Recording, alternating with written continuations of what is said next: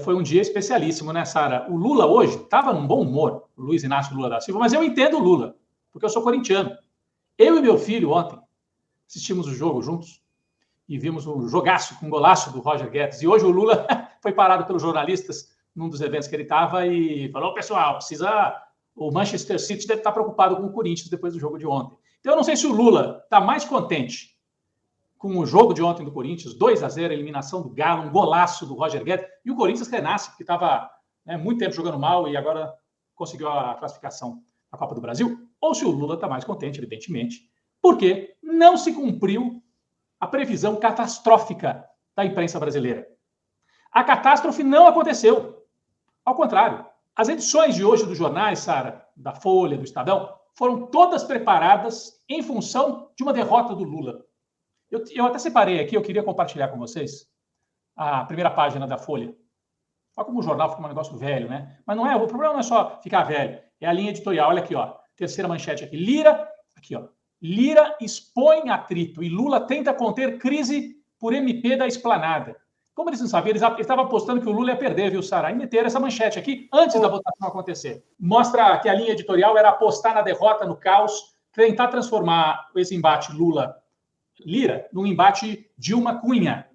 E o curioso é que eles fazem isso, como fizeram com o Cunha, como se o Cunha fosse normal naquela época. E como se o Lira também não fosse um chantagista na presidência da Câmara. Além desta manchete, o que me chama a atenção também, Sara, foi o texto de hoje, assinado pela jornalista, por assim dizer, Thaís Oyama, no UOL, em que ela fala assim, ó, enquanto o Congresso pega fogo com a MP, Lula discute compra de novo avião. Qual que era a tentativa da Thaís Oyama? Transformar o Lula numa espécie de Maria Antonieta, sabe assim? Tá tudo pegando fogo, ele perdeu a votação e tal, e está preocupado com o avião. Ele fez uma reunião com a aeronáutica e perguntou se podia reformar o avião presidencial. O texto todo dela é nessa linha. O Lula, que não cuida da base, mas está mais preocupado em viajar e não sei o quê, não sei o quê. Bom, apostaram errado, Sara. Por quê? O Lula ganhou na Câmara. O Lira, que é tratado como um estadista, porque, na verdade, ele é o representante dos interesses do mercado financeiro à frente da Câmara, e é o presidente da Câmara, é o que nós temos lá, e o Lula tem razão em dizer, tem que negociar. O povo votou assim, o sistema político é torto, mas é o que nós temos, né? Bom, o Lira hoje seria apresentado como grande ganhador, como se fosse tudo muito normal. Aí, no mesmo dia, o Lula, então, pode comemorar uma vitória importante na Câmara, já foi para o Senado a medida provisória, e agora há pouco foi aprovada já no Senado, portanto, não aconteceu a catástrofe.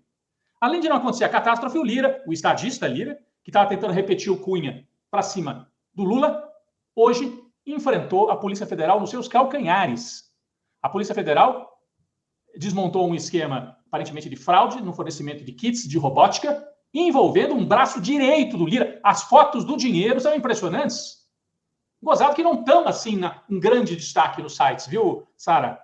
Você já viu a foto do dinheiro? É o dinheiro encontrado em endereços ligados a esse sujeito, que é assessor, foi assessor do Arthur Lira, cuja esposa também é muito próxima do Arthur Lira. O Supremo Tribunal Federal autorizou as buscas. Olha, o jogo é pesado. E o Lula disse, o jogo está só começando, calma. Não pode apavorar. Apavora, não. Você tem a Câmara com maioria de centro-direita querendo chantagear o Lula. E, em parte, tem feito a chantagem. Né? E tem problemas na articulação política? Tem. Qual é o governo que não tem? Mas não está beirando a catástrofe. Porque aquele que é apresentado como grande estadista, o Arthur Lira, no dia seguinte, do que seria a demonstração de força dele, a gente percebe que há outros poderes em Brasília. Não é só a Câmara e o Lira com a caneta chantageando o Lula. Olha só a distribuição de poderes. O Senado não está na mesma pegada do Lira.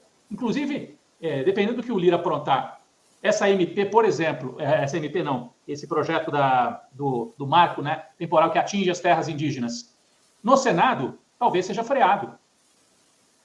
E tem o poder do Supremo Tribunal Federal e do Tribunal Superior Eleitoral, que depois de o Supremo, né, condenou o Collor, agora o TSE libera para julgamento a ação contra o Bolsonaro, e o Arthur Lira, poderoso, tem que se ver com outro poder judiciário. O Lula sabe muito bem manejar essa disputa entre os poderes. Não existem só dois poderes, o Arthur Lira do Centrão e o Lula chantageado pela Folha, pelo Estadão e por outros. Por isso que o Lula, enquanto está todo mundo achando que nós estamos à beira da catástrofe, ele vai assistir o jogo do Corinthians e comemorar o gol do Roger Guedes, um golaço. O Lula tem toda a razão de comemorar o gol do Roger Guedes. E ainda, Sara, no mesmo dia, o Moro se ajoelhou, se humilhou, rasgou a Constituição, rasgou a toga, tudo para virar ministro do Supremo, que ele achava que o Bolsonaro fosse nomeado.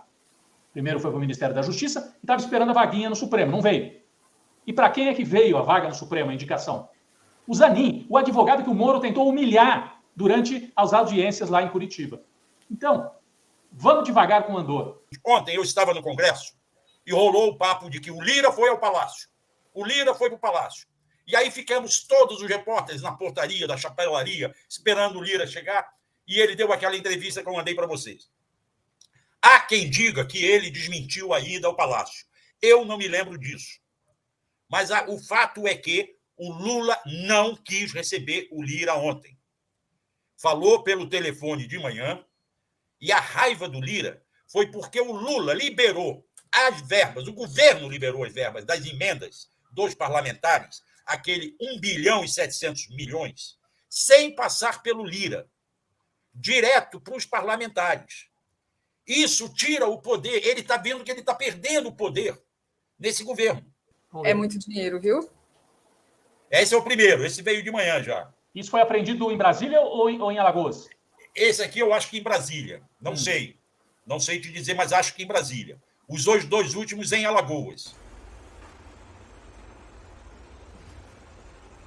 O bolsonarismo está realmente no inferno astral, né? O Rogério Marinho perdeu o mandato. Rogério Marinho, que é o senador pelo Rio Grande do Norte. Saiu agora há pouco a informação também. Importante isso, né? Ainda não perdeu, né? Ele teve uma sentença que tira o mandato, mas ele tem direito a um recurso. Então ele ganha tempo ainda. Até o TSE decidir. Mas já há uma decisão do Tribunal Regional tirando o mandato dele. Certo?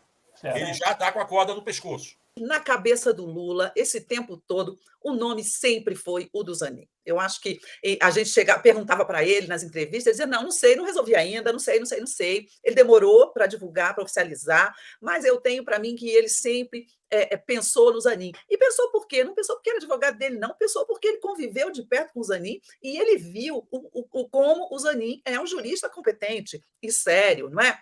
Como o Zanin esteve ali atuando na justiça, no Supremo Tribunal Federal, construiu essa tese jurídica, a questão do lawfare. O Zanin foi muito competente. A coisa anda difícil para o lado deles, né? Porque cada hora aparece uma coisa diferente envolvendo alguém. Ora é o Carluxo, ora é o próprio Bolsonaro, ora são alguns desses parlamentares da base bolsonarista. A gente sabe agora que a Carla Zambelli também está correndo risco, né? A gente viu a cassação do Rogério Marinho, né, por um juiz, mas é preciso ver se essa cassação ela se mantém nas próximas instâncias, já que é decisão ainda de juiz singular, então isso pode depois acabar mudando.